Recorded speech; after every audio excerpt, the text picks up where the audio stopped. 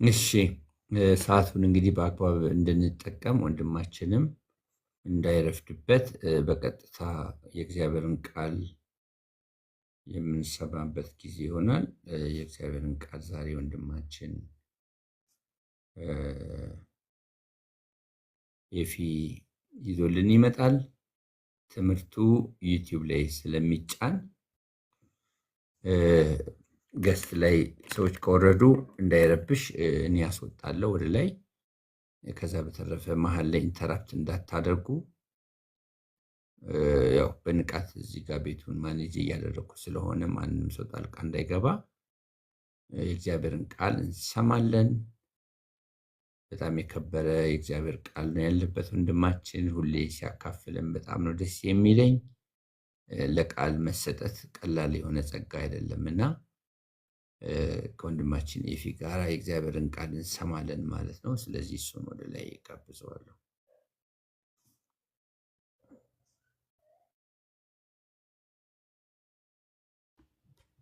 እሺ ወንድሞች እህቶች፣ በጌታ የተወደዳችሁ ቅዱሳን ጌታ ይባርካችሁ፣ የእግዚአብሔር ጸጋ ይብዛላችሁ። ጌታ በውስጤ ያመጣውንና የእግዚአብሔር ቃል ማለዳ ማለዳ አዲስ ነው፣ ታማኝነቱን ብዙ ነው ይላልና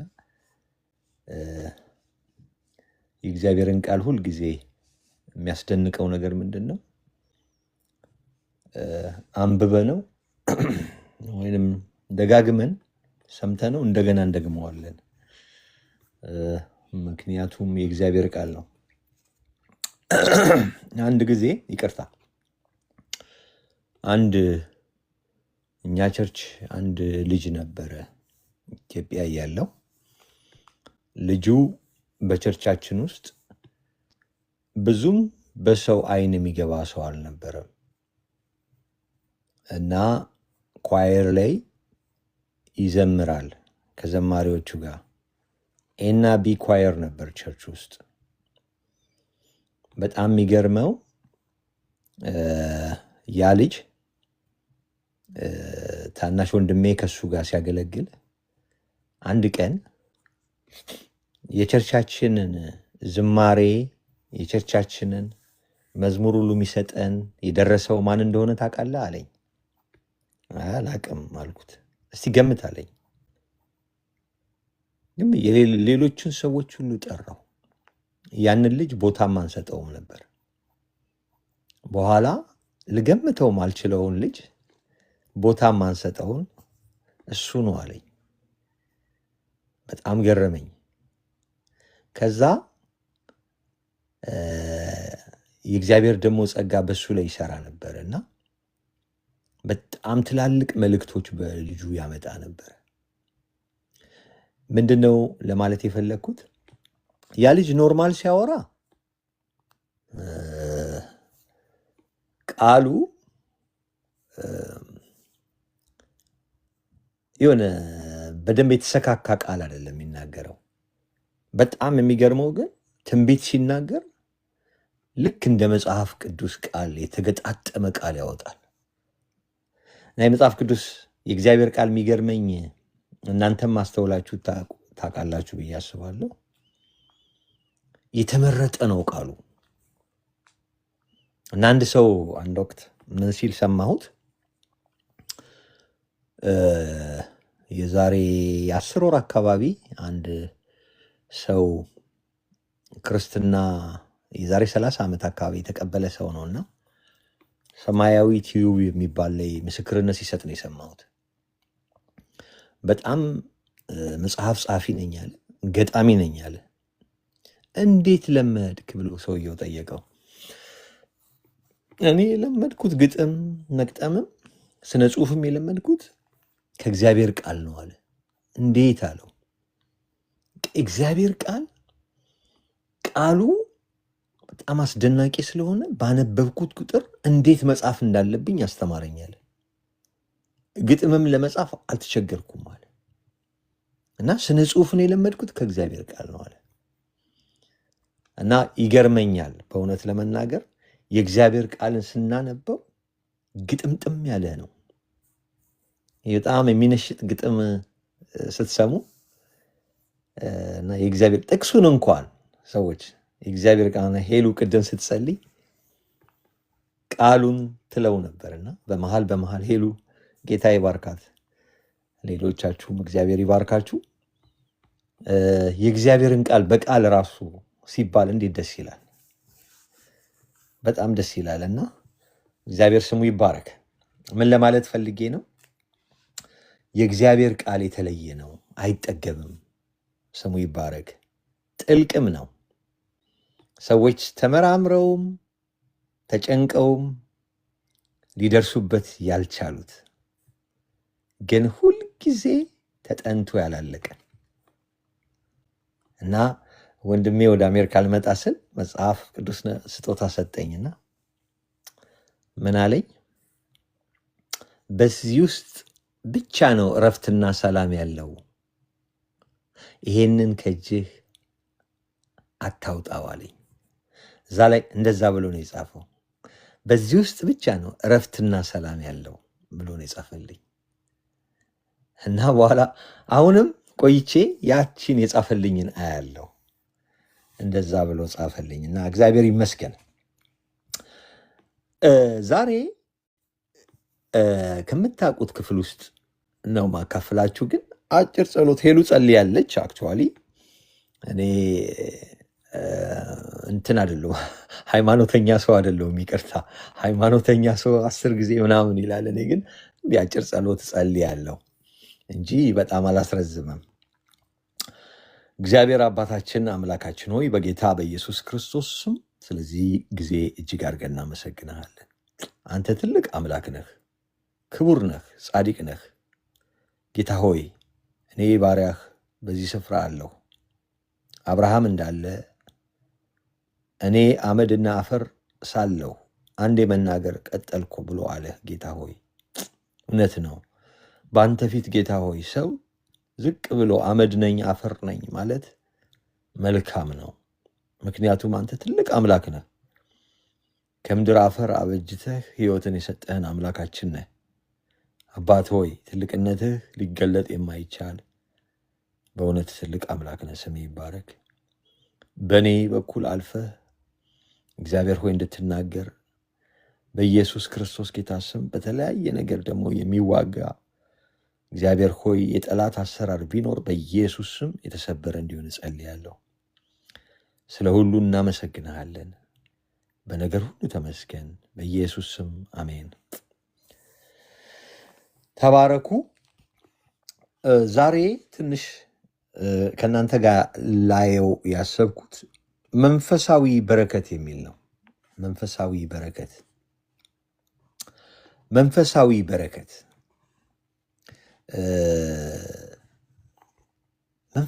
በረከት አስደናቂ ነው። ምድራዊ በረከት የሚባል አለ፣ በስጋ የሚገኝ የተለያዩ ነገሮች። ግን መንፈሳዊ በረከት ምድራዊውንም ሊነካ ይችላል፣ ይነካልም። በመንፈሳዊ በረከት የተባረከ ሰው በምድር ላይ ተጽዕኖ ያመጣል፣ ምንም ጥያቄ የለው። በመንፈሳዊ በረከት የተባረከ ሰው የዚህ ዓለም ጥበብ፣ የዚህ ዓለም ምስጢር በቀላሉ ይገባዋል። እናንተ ሌሎች ሰዎችን ትመረምራላችሁ፣ እናንተ ግን በማንም አትመረመሩም አይደል ቃሉ የሚለው። እግዚአብሔር ስሙ ይባረክ። ስለዚህ ይሄ መንፈሳዊ በረከት እንዴት ነው የተሰጠን? ይሄ መንፈሳዊ ሰማያዊ መንፈሳዊ በረከት እንዴት ተሰጠን? ይሄንን በትንሹ ላሳያችሁ ነው የፈለግኩት።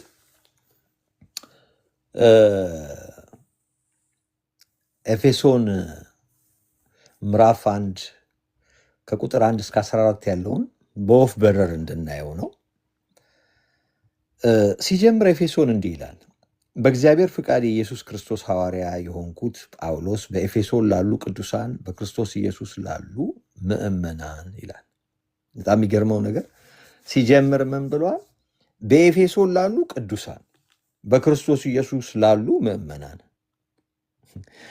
እኔ የሚገርማችሁ ነገር ይሄንን ሰላምታ ሰማሁና በኤፌሶን ላሉ ቅዱሳን እንደገና በክርስቶስ ኢየሱስ ላሉ ምእመናን ይላል። ምን ማለቱ ነው? ስንት አይነት ነገር ነው የሰው የሚናገር። በጣም የሚገርመው ነገር ይሄ ነው። እንግዲህ የእግዚአብሔር ቃል ሁለት አፍ ካለው ሰይፍ የተሳለ ነው ይላል። አሁን ጳውሎስ አድራሻችንን እዚህ ጋር ሲናገር በኤፌሶንም እንደሚኖሩ እንደገና ደግሞ በክርስቶስ ደግሞ በሰማያዊ ስፍራ በእግዚአብሔር ቀኝ ሰዎች እንደሚኖሩ አማኝ ሁለት አድራሻ ነው ያለው ወገኖቼ። ቆላስያስ ላይ እንደሚለው ሕይወታችሁ በክርስቶስ ጋር ተሰውሯል በአብ ቀኝ እና በምድር እንሄዳለን፣ በሰማይም አድራሻ አለን። እንደገና ደግሞ በምድርም ደግሞ ይሄ ምድራዊ ቤታችን አድራሻ አለን እና ሁለት አድራሻ ነው ያለን እና እዚህ ጋር ጳውሎስ ሲጠቅስ በኤፌሶን ላሉ ቅዱሳን በክርስቶስ ኢየሱስ ላሉ ምእመናን አለ። ሁለቱንም አድራሻ ጠቅሶ ማለት ነው። እግዚአብሔር ስሙ ይባረክ። ሁለት አድራሻ የሰጠን አምላክ ስሙ ይባረክ። ሌሎቹም ሰዎች እንደኛ ሁለት አድራሻ ለመያዝ ከፈለጉ ወደዚህ ጌታ ጠጋ ማለት አለባቸው ማለት ነው። እንደው እግረ መንገዴን ነው ይሄን ያነሳሁት። ይሄ ሰማያዊ በረከት እንዴት ነው የተሰጠው? መቼ ነው የተሰጠው ሲባል በጣም በሚገርም ሁኔታ እዚህ ኤፌሶን ላይ ሲገልጠው በክርስቶስ በሰማያዊ ስፍራ በመንፈሳዊ በረከት ሁሉ የባረከን የጌታችን የኢየሱስ ክርስቶስ አምላክና አባት ይባረክ። ዓለም ሳይፈጠር በፊቱ ቅዱስና ነውር የሌለን በፍቅር እንሆን ዘንድ በክርስቶስ መረጠን ይላል። በጣም ይገርማችኋል ወገኖቼ። ዘፍጥረትን ገና ስትጀምሩት ከፍታችሁ በመጀመሪያ እግዚአብሔር ሰማይና ምድርን ፈጠረ ይላል። ምድርም ባዶ ነበረች ይላል አይደል? ታውቁታላችሁ ሁላችሁ። ይሄ ቃል መቼም በሁሉም ሰው አእምሮ ውስጥ ያለ ነው። በመጀመሪያ እግዚአብሔር ሰማይና ምድርን ፈጠረ፣ ምድርም ባዶ ነበረች፣ አንዳችም አልነበራትም፣ ጨለማም በጥልቁ ላይ ነበረ፣ የእግዚአብሔርን መንፈስ በውሃ ላይ ሰፎ ነበር ይላል። ምን ለማለት ፈልጌ ነው? ይሄንን አንብባችሁ ዕብራውያን ጋር ስትመጡ ደግሞ ዕብራውያን ምዕራፍ 1 ላይ ምን ብሎ ይናገራል? ከጥንት በብዙ አይነት ጎዳና በብዙ አይነት መንገድ እግዚአብሔር ላንብበው ቃላቱ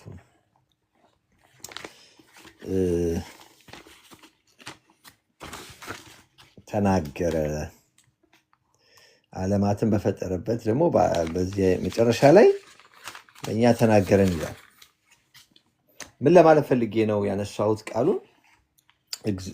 በብዙ አይነት መንገድና በብዙ አይነት ጎዳና እግዚአብሔር ተናገረ፣ በዘመን መጨረሻ ደግሞ ዓለማትን በፈጠረበት በልጁ ተናገረን ይላል። እሱን ለማለት ፈልጌ ነው። በዘመን መጨረሻ ይልና ዓለማትን በፈጠረበት በልጁ ተናገረ። ልብ በሉ ወገኖቼ፣ ዘፍጥረት ላይ ምንድን ነው ያለው? በመጀመሪያ እግዚአብሔር ሰማይና ምድርን ፈጠረ ብሎ ነው። እዚህ ጋር ሲመጣ በብዙ አይነት ጎዳና በብዙ አይነት መንገድ አለና በዚህ በዘመን መጨረሻ ደግሞ ዓለማትን በፈጠረ። ዓለማትን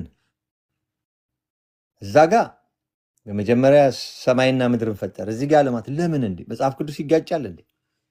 ይለያያል? አይለያይም። ለምን መሰላችሁ እንደዚህ ያለው ወገኖች? በዛ ዘመን የነበሩ ሰዎች እቺ ዓለም ብቻ ነው የሚያውቋት። ድሮ ልጅ ሆኜ እኔ የሰማይ መጨረሻ ሰማይና መሬት የተጋጠሙበት ቦታ ገና ልጅ እያለሁ የመጨረሻው ይመስለኝ ነበር። ከዛ ከፍ እያልኩ ሲሄድ ከዛ በኋላ ማገር እንዳላወቅኩ፣ ከዛ ትምህርት ቤት ስገባ የእኛን አካባቢም የከፍም ብሎ እንዳላወቅኩ፣ ከዛ ኢትዮጵያ የምትባል ሀገር እንዳላወቅኩ፣ ከዛ አፍሪካ፣ ከዛ እያልኩኝ ዓለም፣ ከዓለም በኋላ ደግሞ እንደገና ደግሞ ወደ እንትን አለፍኩ ማለት ነው። እንደዛ ነው ወገኖቼ። እዛ ቦታ ያሉ እዛ ዘፍጥረት ላይ ሲጀምር ሙሴ ሲጽፈው ዓለምን ነው ዓለምን ነው ማወቅ የሚችሉት። ከዛ በላይ ብዙ ሊያውቁ ይከብዳቸዋል። ስለዚህ በሚገባቸው ቋንቋ ነው እግዚአብሔር የነገራቸው። ልክ አዲስ ኪዳን ላይ ሲመጣ ደግሞ ምን ብሎ ገለጠው? ዓለማትን አለ። ብዙ ዓለሞች እንዳሉ ለአዲስ ኪዳን ሰዎች ተገለጠላቸው ማለት ነው። ምክንያቱም በዛ ጊዜ አስትሮኖመሮች ጀምረው ነበረ፣ የተለያዩ ዓለሞችን ማየት ጀምረው ነበር። ኢትዮጵያኖችም ሳይንቲስተኞች ነበሩ ይባላል። በዛ ጊዜ ብዙ ተመራማሪዎች ኢትዮጵያን በዛን ጊዜ ትልቅ ስፍራ ይሰጣት ነበር ይባላል። ኢትዮጵያ ሀገራችን እንደ ዛሬ አድርገውና ቀደምት ከተባሉ ሀገሮች ውስጥ ተርታ የነበረች ሀገር ናት። እና ምን አሰብኩ መሰላችሁ? በዚህ ዘመን ደግሞ የሆነ ሰው ቢጽፍ ልክ ጳውሎስ እንደ ዕብራውያን እንደጻፈው ቢጽፍ ምን ብሎ የሚጽፍ ይመስላችኋል? ጋላክሲዎችን በፈጠረበት፣ እኔ እንዲህ አሰብኩ አንድ ቀን ጋላክሲዎችን በፈጠረበት በዘመን መጨረሻ ለእኛ ደግሞ ተናገረን፣ በልጁ ተናገረን ብዬ ልጽፍ እችላለሁ ማለት ነው። ምን ልላችሁ ፈልጌ መሰላችሁ ይህን ያነሳሁት? እግዚአብሔር ሁልጊዜ ለሰዎች የሚናገረው በሰው አቅም ልክ ነው። ሰውየው በሚረዳው መጠን ነው። ሁላችንንም የሚደርሰው እንደዛ ነው ብዬ አስባለሁ። ሲናገረንም በሚገባን መንገድ ነው የሚናገረን። አቅማችንን ያያል። ምን ያህል እንደምንረዳም ደግሞ ይረዳናል። ምክንያቱም እሱ ሁሉን አዋቂ አምላክ ነው። እና በጣም ይሄንን እንትን ለምን እንዳመጣሁት ታውቃላችሁ? ዓለማት በእግዚአብሔር እንደተፈጠሩ በእምነት እናስተውላለን ይላል ዕብራውያን ጸሐፊ። ዓለማት ወገኖቼ፣ እኛ ልጆች ያለን ትምህርት ቤት ምናቀው አንድ ጋላክሲ ነበር ምናቀው። አንድ ጋላክሲ ያው ታውቃላችሁ፣ ፀሐይ አለች፣ ሜርኩሪ፣ ቬኑስ እያለ መሬት አለ፣ ከዛ ይቀጥላል እና 9 ፕላኔቶች እንዳሉ ሰማን። ከዛ ልክ ትምህርት ጨርሰን ከወጣን በኋላ ደግሞ 17 ደረሱ ተባለ። ካኒ ኢማጂን አሁን ላይ ስንት ጋላክሲ እንዳለ? የእኛን አይነት ጋላክሲ በፀሐይ ዙሪያ የሚዞሩት አይነት ማለት ነው። እኔ በጣም ነው ሻክ ያደረኩት ስሰማ 2 ትሪሊየን ጋላክሲ አለ አሉ። 2 ትሪሊየን። የኛ ጋላክሲ ራሱ በጣም ከባድ ነው፣ እንኳን 2 ትሪሊየን። እኔ ይህንን የተናገርኩበት ምክንያቱ አምላካችን አሁን ላይ ሳስበው ከአእምሮ በላይ ነው። ፍቅሩ ራሱ ከአእምሮ በላይ ነው አይደል? እሱ ደግሞ ሊገመት አይችልም፣ ሊታሰብም አይችልም። 2 ትሪሊየን ጋላክሲ ማለት ወገኖቼ ምንም መናገርም አይቻልም። በእውነት በጣም ከባድ ነው። አንድ ጋላክሲ ራሱ ከአንድ ጋላክሲ ጫፍ ወደ አንድ ጋላክሲ ጫፍ 400-500 ዓመት ይፈጃል። እንደው ይህን የምናገርበት ጉዳይ ለምን እንደሆነ ታውቃላችሁ? ይሄ የምናመልከው አምላክ ከአእምሮ በላይ ነው። በቃ ከአእምሮ በላይ ነው። በልኩ እሱ ፊት እንድንገኝ እግዚአብሔር ይርዳን እባካችሁ። ይህንን ነው የምለው። እኔ በልኩ እየተገኘው እንዳልሆነ ነው ሁሉ የሚሰማኝ። ጌታ ይርዳን። በጣም ትልቅ አምላክ ነው በእውነት ምንም ይሄ ትልቅ የሚለው ቃል የማይገልጥ እና ወደ ዋናው ስመጣ እነኝን ሁሉ ሳይንስ ያልደረሰባቸው ጋላክሲዎችን አሁን ትሪሊየን ብሏችሁ፣ ትሪሊየን ራሱ ሳይንስ አሁን ትሪሊየን ብለዋል እንጂ እርግጠኛ አይደለም። በነገራችን ላይ ትሪሊየን የተባለው ራሱ እርግጠኛ ነው። እነሱ ሁሉ ሳይፈጠሩ ነው እኛን ያሰበን። አይገርምም? እኛን በክርስቶስ ሲያስበን የጌታ ኢየሱስ ክርስቶስ አባትና አምላክ እነኝን ሁሉ ሳይሰራ ነው። ምን ያህል ቢወደን ነው? ምን ያህል አስፈላጊዎች ብንሆን ነው? በጣም የሚገርመኝ ይሄ ነው ወገኖች። በሰማያዊ በመንፈሳዊ በረከት የባረከን የጌታችን የኢየሱስ ክርስቶስ አባትና አምላክ ይባረክ። ዓለም ሳይፈጠር በፊቱ ቅዱስ፣ ዓለማት ሳይፈጠር አሁን የኤፌሶን ጸሐፊ ማለት ያለበት ዓለማት ሳይፈጠሩ ነው ማለት ነው። ዓለም ነው ያለው። በእርግጥ እሱ ሰዎች በሚገባቸው መንገድ ዓለማት ሳይፈጠሩ በፊት በክርስቶስ መረጠ። የአሁን ጸሐፊ ደግሞ ምንድን ነው የሚለው? ጋላክሲዎች ሳይፈጠሩ በፊት። ያው የገባንን ያክል ነው። በጣም የሚገርም ነው።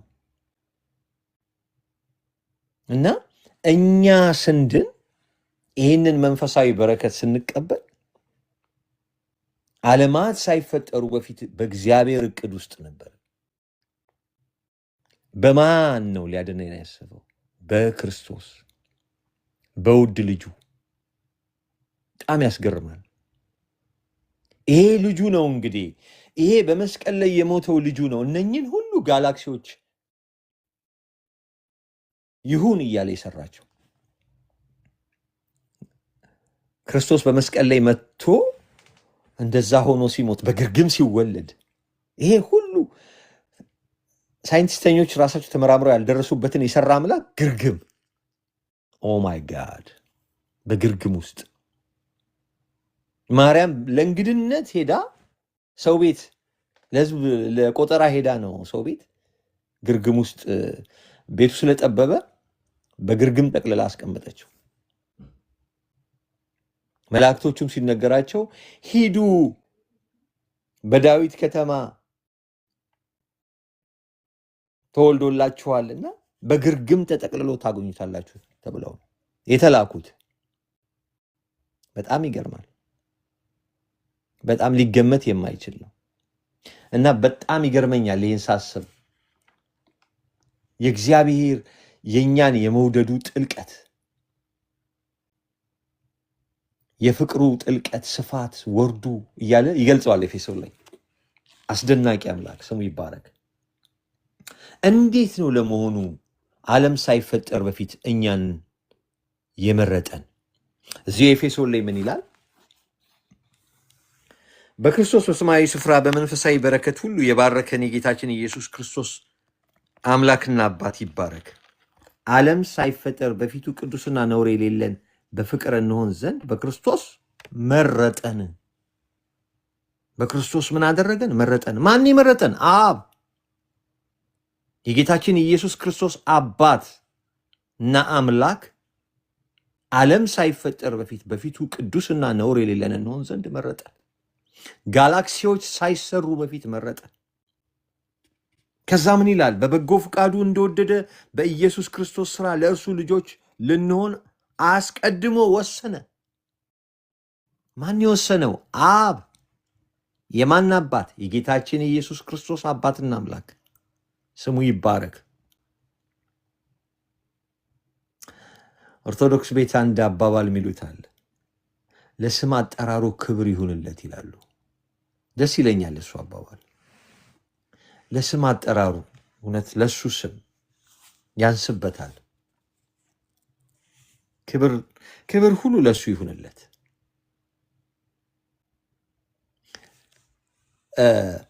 በዮሐንስ ወንጌል ምዕራፍ 3 ከቁጥር 16 ላይ ታውቁታላችሁ ይሄንን ቃል ምን ይላል?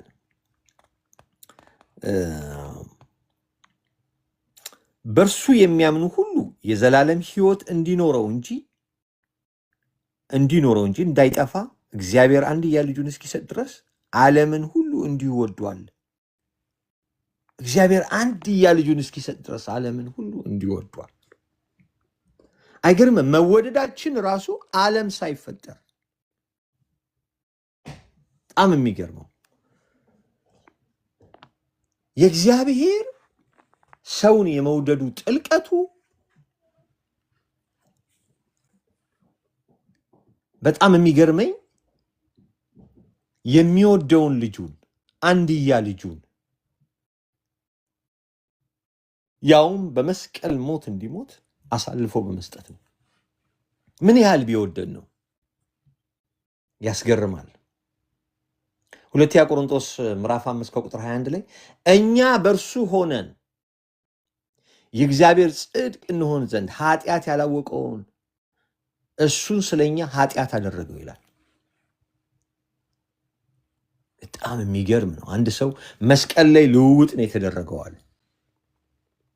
ልውውጥ፣ እሱ የእኛን ስፍራ ያዘ፣ እኛ የእሱን ስፍራ ያዘ።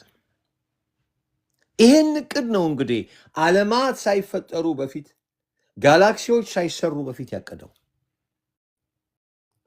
አንድ ሰው ምን አለ? እግዚአብሔር ዓለማትን ከፈጠረበት እነኚህ ጋላክሲዎችን፣ ፕላኔቶችን፣ ከዋክብቶችን እነኛን ሁሉ ከሰራበት ጥበብ ይልቅ ሰውን ያዳነበት ጥበብ ይበልጣል አለ። እንዴት አልኩት። እንዴት ነው እንደዛ ያልከው ስለው አየህ አለኝ። እነኛን ሁሉ በችሎታ ነው አለ የሰራቸው። እኛን ለማዳን ግን ልጁን ከፍሎን ያዳነናል።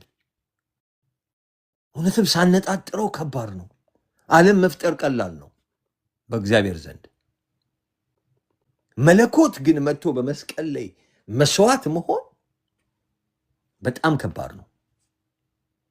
መዋረድ በጣም ከባድ ነው። ለመለኮት መዋረድ ከባድ ነው። በግርግም መወለድ ከባድ ነው። ሰው መሆን ከባድ ነው። በጦር መወጋት ከባድ ነው። ሆምጣጤ መጠጣት ከባድ ነው። ግን ይህንን አደረገው። ስሙ ይባረክ፣ ስሙ ይባረክ። ክብር ሁሉ ለሱ ይሁንለት። ግን ወገኖቼ ይሄ ቅዱስ አምላክ ይሄንን ነገር ሲያቅድ ልጁ የራሱ ድርሻ ይዟል። እግዚአብሔር መረጠን፣ ወሰነ። ይህንን የወሰነው መቼ ነው? በመጀመሪያው ዘመን የወሰነው። በመጀመሪያው ነገሮች ሁሉ ሳይሆኑ በመጀመሪያው ዘመን። ከዛ ልጁ ተወለደ። ልጁ የተወለደው በዚህ ዘመን ነው።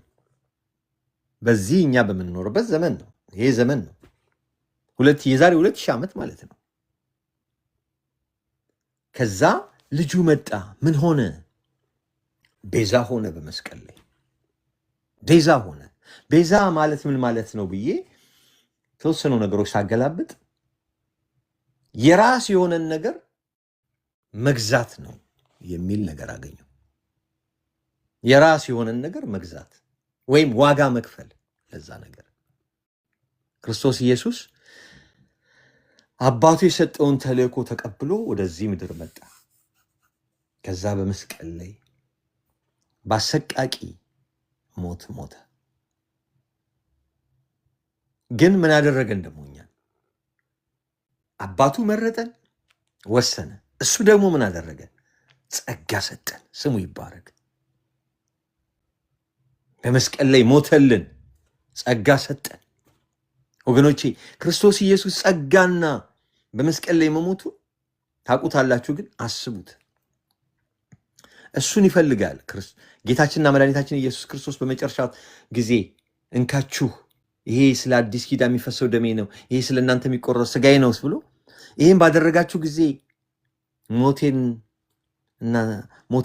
አስቡ፣ እንደገና ደግሞ ምስክሮቼ ሁኑ ለሰዎች ብሎ ነግሮናል። እንድናስበው ይፈልጋል። ስቅለቱን እንድናስበው፣ አናስበውም አይደለም፣ እናስበዋለን። በእርግጥ እግዚአብሔር ስሙ ይባረክ። ግን ሁሌም በአእምሯችን ላይ የኢየሱስ ክርስቶስ አማኞች ሁልጊዜ ደስ የሚሉኝ ማድረግም የሚጠበቅብን ሁልጊዜ የጌታ ስቅለት ለኛ አዲስ ነው። እግዚአብሔር ስሙ ይባረክ። ሁልጊዜ አዲስ። እንኳን አዲስ የሆነላችሁ ይሁንላችሁ፣ ይብዛላችሁ። ሁልጊዜ ስለ ጌታ ኢየሱስ ክርስቶስ አማኞች ሲሰባሰቡ እንደ አዲስ ነው የሚያወሩት። እግዚአብሔር ስሙ ይባረክ። አንድ ወንድሜ ነብይ ጥሌ ነው፣ ስቃውን ሲናገር እንደ አዲስ ነበረ። አንድ ወቅት ትዝ ይላቸዋል፣ ሰው ሁሉ ሲቀባበሉ የነበረው የጌታችንና የኢየሱስ ክርስቶስ ስቃይ ሁሌም አዲስ ነው። ሁሌም ለኛ የምስራች ነው፣ ማይጠገብ ነው።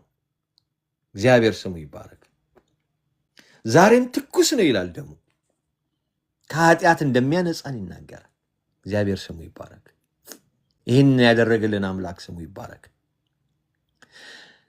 እንግዲህ ይህንን መስዋዕትነት ጌታችንና መድኃኒታችን ኢየሱስ ክርስቶስ ከከፈለ በኋላ ለእኛ ደግሞ ምን ሰጠን? ጸጋ ሰጠን። ይህ ጸጋ ደግሞ ዓለማዊ ምኞትና ኃጢአተኝነትን እንድንክድና የተባረከው ተስፋችንን እንድናስብ አደረገ። ጸጋ ማለት ለማይገባው ሰው የሚሰጥ የእግዚአብሔር ኃይል ጉልበት ማለት ነው። እግዚአብሔር ስሙ ይባረክ። ያን ነው፣ ይሄ ነው ልዩ የሚያደርገው ክርስትና። እነ ቀያፋ ወደ እነ መሐመድ የሚሉት ምን እንደሆነ ታውቃላችሁ እንዴ? ኤሳው እኮ እኛ ጋም አለ፣ ኢሳ እኮ እኛ ጋም አለ፣ የመርያም ልጅ አይደለ እንዴ? ከዛስ ሊሰቀል ሲል እንዳይሞት ብሎ እንዲያርግ አረገው። አንድ ልጅ ምን ሲል እንደሰማው ታውቃላችሁ? አለ አላቸው። አዎ አለ አሉት። እኔም ሰማዋለሁ ልጁን እንደዛ ሲል። ማርያም መሪማም አለች? አዎ ማርያም አለች፣ በእነሱ ቋንቋ መሪማም አለች። ከዛ ሲላች ከዛማ በቃ ሊሰቅሉት ሲሉ እግዚአብሔር ወሰደው አለ። በቃ ነገሩ ተበላሽቷል አለ። ቢሞት ነበረ እናንተ መልካም የሚሆነው። ከወሰደውማ የእሱ ኢየሱስ አይደለም። የእኛ ኢየሱስ የመጣውም ሊሞት ነው፣ ከዛ ሞትን ድል አድርጎ ሊነሳ ነው። ይሄ ከሄደ እሱ ኢየሱስ አይደለም ማለት በጣም ገረመኝ። እኔ ምን ሊላቸው ነው ብዬ ነበር የምሰማው። እግዚአብሔር ይመስገን። ኢየሱስ ክርስቶስ የእኛ ጌታ መጥቶ በመስቀል ላይ ሲሞት የእኛን በደልና ኃጢአት ለአንዴና ለመጨረሻ በደሙ ሊያጥብ ነው። ያንን ባያደርግ ኖሮ እኛ ዛሬ በነፃነት አንኖርም ነበር። በነፃነት እንድንኖር ያደረገን ከዚህ ከጨለማ ስራ መጽሐፍ ቅዱስ እንዲህ ይላል፣ የዲያብሎስን ስራ ሊያፈርስ የእግዚአብሔር ልጅ ተገለጠ ይላል። ሃሌሉያ። እኛ በሱ ሆነን ባልሆን ኖሮ በዚህ ዓለም ላይ አሁን ለሚሰራው አለቃ ተላልፈን እንሰጥ ነበር። እግዚአብሔር ግን ከወደደን ከትልቅ ፍቅሩ የተነሳ በልጁ ሕይወትን ሰጠን። ስሙ ይባረክ። ሃሌሉያ። ዛሬ በነፃነት እንኖራለን። ይሄ ነው ክርስትና ከሌሎች እምነቶች ለየት የሚያደርገው። ይሄ ነው ኃይል፣ ጉልበት እናገኛለን። ደስታና ሰላም አለን። በምድር 100 እጥፍ በሰማይ ደግሞ 1000 ትቀበላላችሁ የተባለው ይሄ ነው። በምድር ደስ እያለን እንኖራለን። እኔ እንደ ሀገሬ እንደ ኢትዮጵያ ለሰዎች እንዲህ ይላቸዋለሁ። እዚህ ለሀገሬ ሰዎች እንዲህ ይላለሁ፣ እንደ ሀገሬ ኢትዮጵያ ጠንካራ ህዝብ በዓለም የለም እላለሁ። እንደው አድሎኛ ነህ እንዳትሉኝ። በእውነት ለምን እንደዛ እንደምል ታውቃላችሁ? ኢትዮጵያ ራሱ ስመጣ በጣም በተጎሳቆለ ኑሮ እየኖሩ ጌታ ኢየሱስ ክርስቶስን ከፍ እያደረጉ የሚያመልኩ ሰዎች አይቻለሁ። በዘመኔም አይቻለሁ፣ ስመጣም አይቻለሁ። እግዚአብሔር ስሙ ይባረክ። ከሁኔታቸው ሳይዛቸው ሁኔታ ሳይዛቸው ለኢየሱስ ክርስቶስ ራሳቸውንና ልባቸውን ልብሳቸውን ቀደው ያመልኩታል። ስሙ ይባረክ። አስደናቂ አምላክ ነው። ይገባዋል፣ ይገባዋል። እሱ ከነገር ሁሉ ያለፈ አምላክ ነው። ስሙ ይባረክ። ሌላ ወገኖቼ እዚህ ጋር እንድታዩልኝ የሚፈልገው ጌታ ኢየሱስ ክርስቶስ ይህንን ካደረገ በኋላ ደግሞ በቃችሁ አላለንም። ቅዱሱ መንፈስ ደግሞ እኔ ብሄድ ይሻላችኋል፣ እኔ ካልሄድኩኝ እሱ አይመጣም አለና እሱን ደግሞ በምድር ተወልን። እግዚአብሔር ስሙ ይባረክ። እሱ ደግሞ ለእኛ ድህነት ወሳኝ የሆነው ቅዱሱ መንፈስ እሱ ወደ እውነት ሁሉ የሚመራን፣ እሱ የሚረዳን፣ እሱ የሚያግዘን፣ እሱ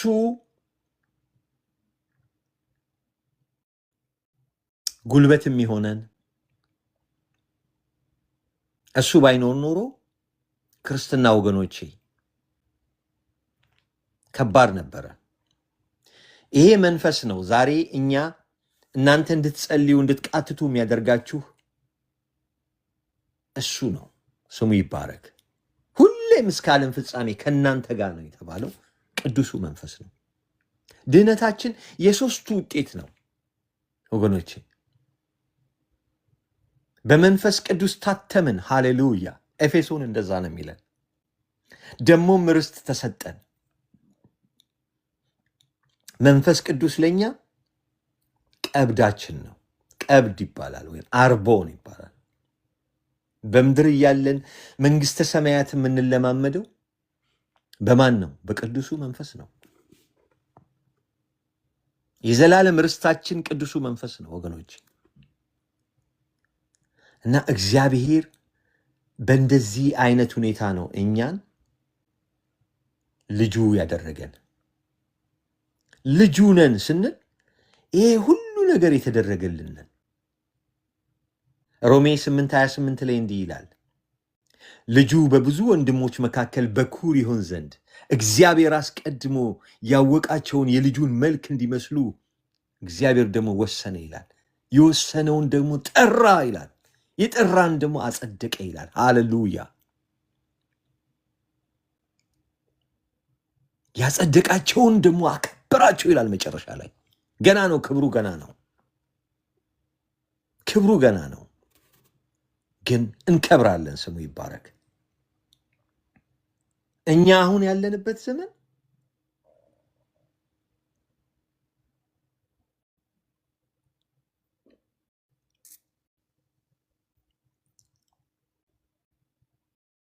የአሁን ዘመን ይባላል። የአሁን የምንኖርበት ዘመን ማለት ነው። ወደፊት ግን ጌታችንና መድኃኒታችን ኢየሱስ ክርስቶስ መጥቶ እኛን ሲወስደን ወይ እኛ ወደሱ ሄደን ከሱ ጋር ስንመጣ መጪው ዘመን ማለት ነው። ይሄ መጪው ዘመን በዛን ጊዜ ከበጉ ጋር ለዘላለም እንኖራለን። ሃሌሉያ ሃሌሉያ። ክብር ለሱ ይሁንለት። ይሄ ነው እንግዲህ በጥቂቱ መንፈሳዊ በረከት፣ ሰማያዊ መንፈሳዊ በረከት ብዬ ዛሬ በጥቂቱ ሼር ላደርጋችሁ የወሰድኩት ይህንን ነው። ተባረኩ። እግዚአብሔር በነገር ሁሉ ይባርካችሁ። ጸጥ ብላችሁ ስለሰማችሁኝ እወዳችኋለሁ። ኤፊ በጣም ሳውንድ የሆነ መልእክት ነው ያመጣህልን። ጌታ ኢየሱስ ክርስቶስ ዘመንን ይባርክ።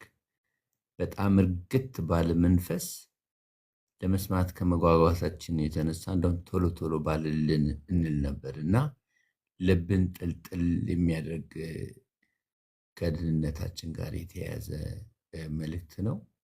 ስለ መንፈሳዊ በረከት የተናገርከውና እግዚአብሔር ዘመንን ይባርክ።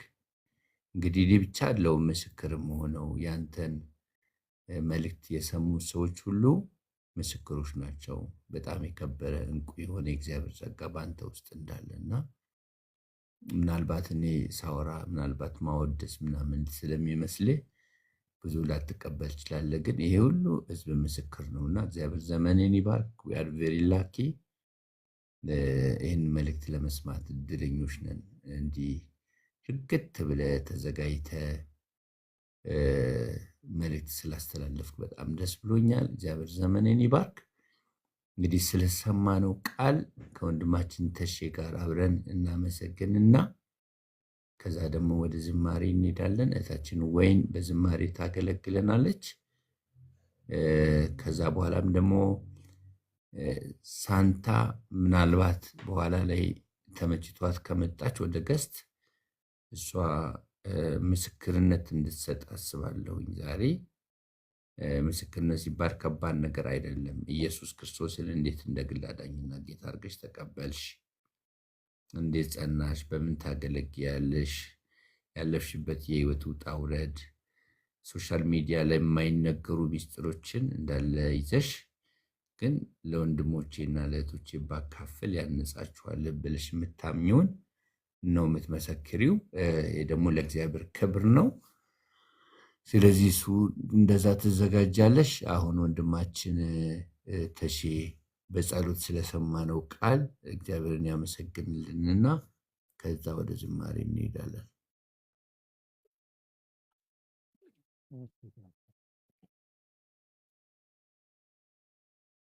ይፍ የእግዚአብሔር ሰው ጌታ ይባርክ፣ ተባረክ። በጣም የሚገርም መሰረታዊ የሆነ ትምህርት ነው ጌታ ያስተማረን። ብዙ ጊዜ ያወቅን የሚመስለን ግን ባወቅን ቁጥር ደግሞ አለማወቃችንን የምናውቅበት አይነት መሰረታዊ የሆነ ትምህርት ነው እና እግዚአብሔር የተባረከ ይሁን። ለካ የእምነት አባቶች አንዳንድ ጊዜ ለዚህ ነው እግዚአብሔር ትልቅ ነው ብለው ይዘጉታል። ምክንያቱም የሚገልጥላቸውን ቃል ስለሚያጡ እግዚአብሔርን የሚያብራሩበት ቃል ያጡና እግዚአብሔር ትልቅ ነው ብለው ይዘጉታል። በቃ ስለገለጸላቸው አይደለም፣ ግን ሊገልጽላቸው የሚችል ሙሉ የሚያደርገው አረፍተ ነገር ስለሚያጡ ነው። እና እሱን የገባኝ ዛሬ ጌታ ስሙ ይባረክ። በምን ልክ በምን ከፍታ ጌታ እንደሚወደን በምን ልክ እግዚአብሔር እየተፈጠርንበትን የክብር ልክ ነው ያየሁትና እግዚአብሔር የተባረከ ይሁን። በጣም ዲፕ የሆነ ትምህርት ነው። በደንብ አይተነው ከሆነ እኔ እንደተረዳሁት በጣም ዴብዝ ያለው የእግዚአብሔርን አዲስነት ሁል ጊዜ የሚያጎላ እግዚአብሔር ከፍጥረት ጋር ልናወዳድረው የምንችል አምላክ እንዳልሆነ እግዚአብሔር አሁን የኛ አእምሮ በሳለው ልክ እንዳልሆነ ስዕላችን ስለ እግዚአብሔር ያለን ስዕል የተሳሳተ እንደሆነ ነው የተረዳሁትና ጌታ አብዝቶ ይባርክ፣ ዘመንህ ይባረክ። እኛ ደግሞ እድለኞች ነን እንደዚህ አይነት ትምህርት መስማታችን። ጌታ ስሙ ይባረክ። ክብር የሚጠብቀን ስለሆንን አለ ክብር። እግዚአብሔር የተባረከ ይሁን። የጠራቸውን አስቀድሞ ያወቃቸውን ጠራቸው፣ የጠራቸውን አቀበራቸው፣ ያከበራቸውን ደግሞ አጸደቃቸው ይላል ፖል ሲናገር እና ክብር ለጌታ ይሁን። ወደ ክብር የምንሄድ ስለሆነን እግዚአብሔርን እናመሰግናለን። አባት ሆይ እናመሰግንሃለን። ቃልህ ደግሞ ስለመጣለን እንደገና ሪማይንድ ስላረከን የተጠራንበትን የተመረጥንበትን ዳግም የተወለድንበትን የክብር ልክ እንደገና ሪማይንድ ስላረከን ከምንም ነገር ጋር በምድር ካለ ከየትኛውም ፍልስፍና፣ ከየትኛውም ሀብት፣ ከየትኛውም እውቀት፣ ከየትኛውም ምድራዊ ከፍታ ጋር እንዳናወዳድረው ነፍሳችን እንደገና እንድትነቃ ስላረከን እናመሰግንሃለን።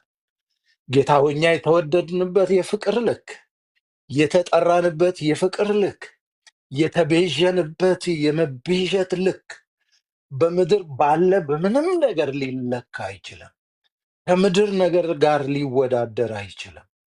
መለኪያ የለውም። እግዚአብሔር የዘላለም አምላክ። ስለዚህ ሁል ጊዜ ከፍ ትልብናለህ። ጌታ ሆይ ጥሪያችን ከፍ ይልብ፣ ዳግም መወለዳችን ከፍ ይልብናል። ይህንን ስናስብ ነው አንተን የምናደንቀው። ሁሉ ረስተን አንተን ከፍ ማድረግ የምንጀምረው ማይንዳችን እግዚአብሔር ይህን ማሰብ ሲጀምር ነውና እግዚአብሔር ሆይ ወደ ቃልህ እንድንመለስ፣ ልባችን ወደ ቃልህ እንዲመለስ፣ አእምሯችን እግዚአብሔር ሆይ ወደዚህ ክብር እንዲመለስ በቃልህ ስለመከርከን እናመሰግንሃለን።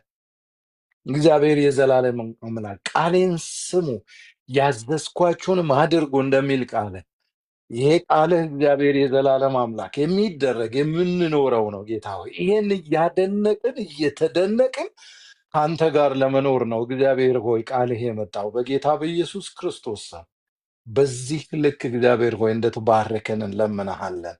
የዘላለም አባት እግዚአብሔር የዘላለም አምላክ ቃሉን ሰምቶ የማያደርገው ፊቱን የተፈጥሮ ፊቱን በመስታወት እያየ እንደሚሄድ ሰው ነው።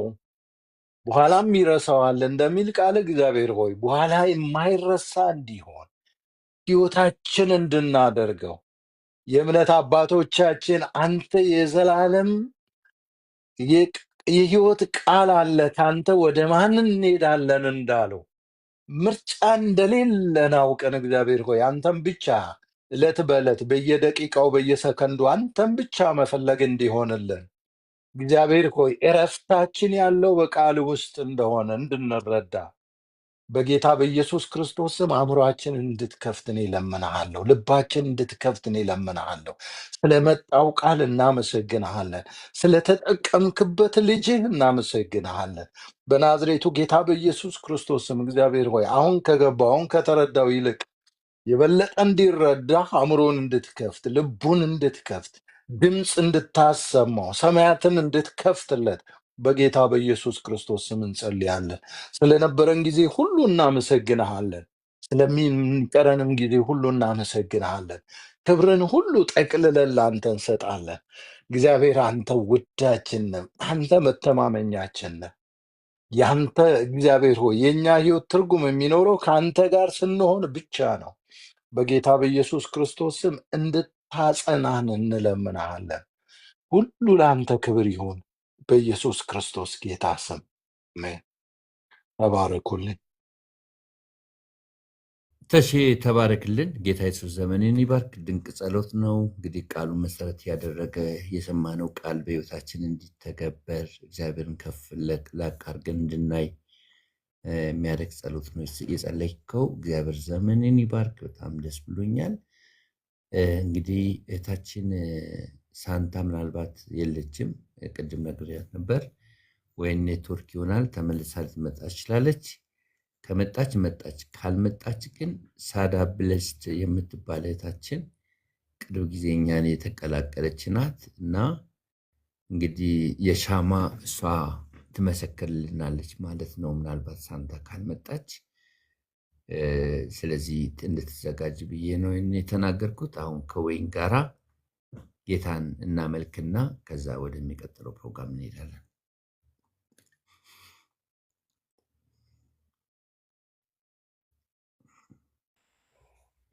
እሺ፣ ተባረክ ወንድማችን ኤፍሬም። የሰማይ አምላክ እግዚአብሔር ዘመንህን ይባርክ። የጌታ ኢየሱስ ክርስቶስ ሞት የየዕለት ትዝታችን ነው። ሁል ጊዜ በዓይናችን ፊት ይሳላል። እንደ ብዙዎች የጌታ ሞት እና ትንሣኤ